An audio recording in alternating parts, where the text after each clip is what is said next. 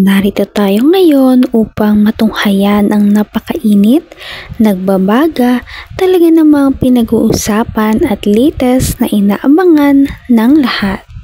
Ang latest update sa buhay ni Ate Erica at ang gulong nangyayaring kasalukuyan sa pamilya nila.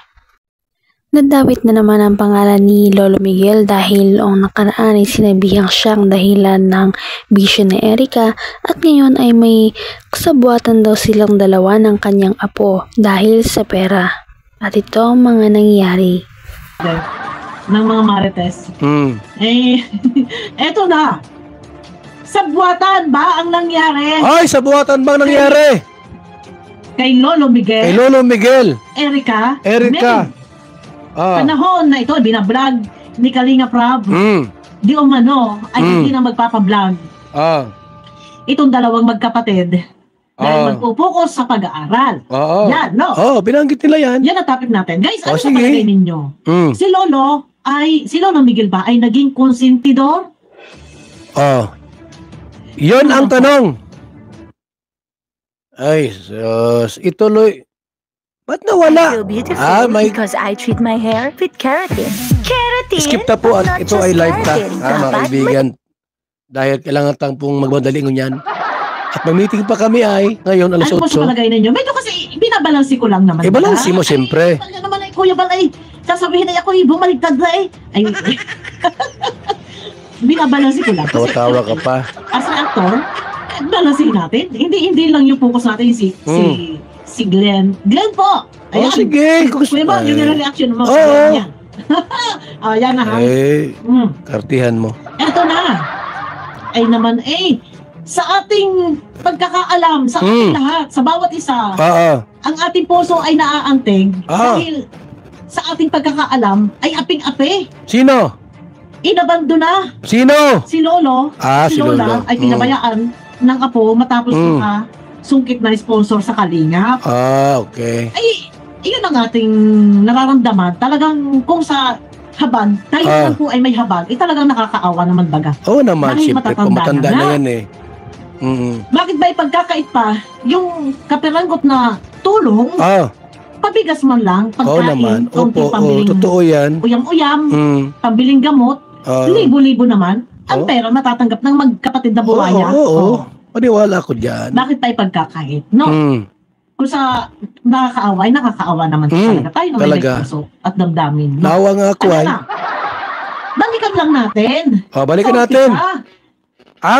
Ito ba si Lolo Miguel ay naging konsentidor? Tanong ko lang po. Mga Kalingap, tanong daw po ni Bupil Vlog. Sagutin niyo po. Kung si Lolo Miguel ba ay naging konsentidor sa dalawang apo, daw kung totoo yung sagutin niyo daw po, Sinasabi nga na napaka-konsentidor daw ni Lolo Miguel dahil noong sinabi ng kanyang apo na hindi na daw sila magpapa-vlog dahil magpo-focus daw ito sa pag-aaral ay wala man lang siyang sinabi at nagsalita na lamang siya noong hindi na sila binibigyan ng pera kaya naman sinasabi na baka sila daw ay magkasabwat. Ano nga ba ang totoo? Hindi man ang sabi sa live. Sorry. Ang sabi sa chat kay Kalinga Prab. Ay hindi na raw magpa-vlog at ma-focus muna sa pag-aaral and then kausapin na lang daw nila Kalinga Prab si Lolo. At yun din daw ang sabi ni Lolo. Yun nga. Yun. Ito guys. So, nabigla po kami lahat. Pero, yun nga po, ayaw na po talaga nilang magpa-vlog. So, ngayon, nagulat ako and then, ayun, tinanong ko sila, bakit? Ano po yung dahilan? And yun nga po, ang dahilan nila Lola ay mas gusto daw ni Erica na makapag-focus na lang sa pag-aaral. Yun. Yan din.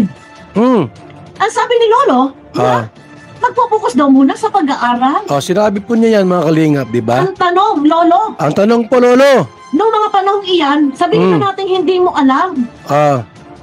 Sabihin na natin po na hindi mo alam na meron ng June A. Sana ay... Ang galing ni Bupil talaga, mga Kalingap. Talagang brilliant mind po si Bup. Lahat ng reactor po, ito ang pinakamagaling talaga. Di ko naisip yun. Yung si John A. Binanggit niya. Galing talaga ni Bupil. Ay, ano ga ini? Ay, nakakahiya ba ga? Kalinga Prab. Wag mo akong gayahin magparatandang. Wag kang gaya-gaya po, Tumaya. Aba mga Kalinga, pag ginagaya ko na yung pangmatandang buses, wag ka nang gumaya. Akin lang yan. Nagmatanda na po. Ulam natin para gastos. Wag mo. Ay, huwag kayong gayaan. Hindi bagay sa iyo. Kahit yun lang pagbablog, kahit isang beses lang sa isang linggo.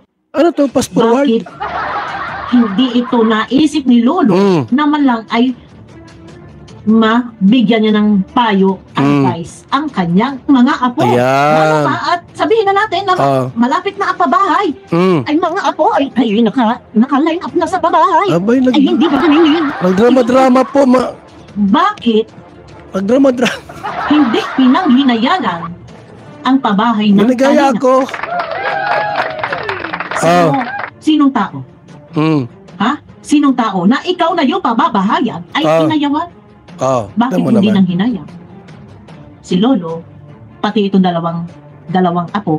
Ito naaawa ko kay Lolo, guys. Binabalansi ko na. Ibalansi mo talaga Ayun yan. sa akin, man lang po sana ay hindi muna ura-urada Iyan magpala nadamay ang kanyang lolo dahil isa din siya sa nagpatunay sa dahilan ni Erica kung bakit hindi na daw ito mag-vlog. Kaya naman lumalabas na parang may part siya sa panloloko ni Erica sa Kalingap team at hindi talaga siya nagpa-vlog dahil nga meron ng ibang nagsisponsor sa kanya at ayaw niyang makialam ang Kalingap team.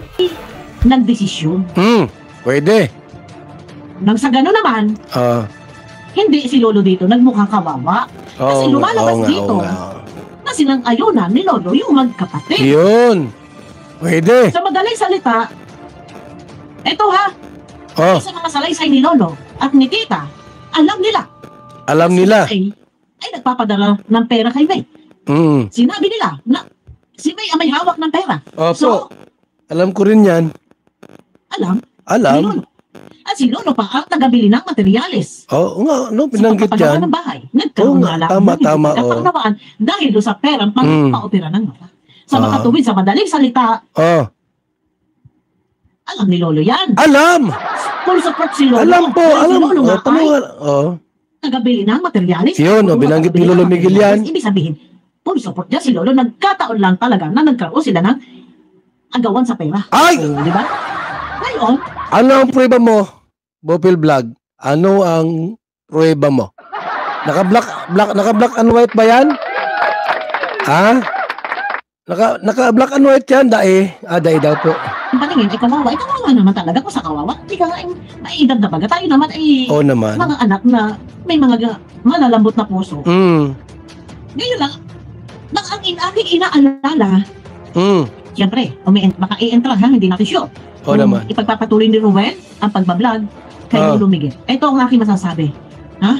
Kahapon, sabi mo, viral. Pakasama-sama ang apo ay apo pa rin. Baka kung kailan kasagsaga na binablog na ng Kalingap, na tutunan, mga disposo, may mga pabahay, ay biglang dumating ang magkapatid, walang pwedeng pumigil. Ngayon? Sino pwedeng pumigil na sila dadalaw sa kanilang lolo? Mano po, lolo, mano po. Yun. Maganda yan. Lolo. Pasensya na po, lolo. Siyempre si Lolo, lambot puso niya. Natural, normal. Ay, bakit kayo ganyan? Mga suwain kayo mga apo. Huwag ka na pagaya-gaya ka. Sa kabila ng lahat, iiwan pa. Ba't ka na busising matanda? Gaya-gaya po tumaya. Alam po, so yun yung sinasabi ko. Baka mamaya ay matisahan na naman ang Kalingap. Oo nga na. Alam natin yan. Lolo. Pero, ano ang dapat itulong? Ano ba yung mahigpit na pangang... Grabe talaga ang mga revelasyong nalaman natin sa video na ito. Ano na kaya ang mangyayari sa pamilya ni Ate Erica? At hanggang dito na lamang muna magtatapos ang ating napakainit, nagbabaga at pinaka-inaabangan na latest issue ni Ate Erica. At yan ay pagpapatuloy natin sa ating mga susunod na video. Hanggang sa muli, maraming salamat sa panonood. Bye!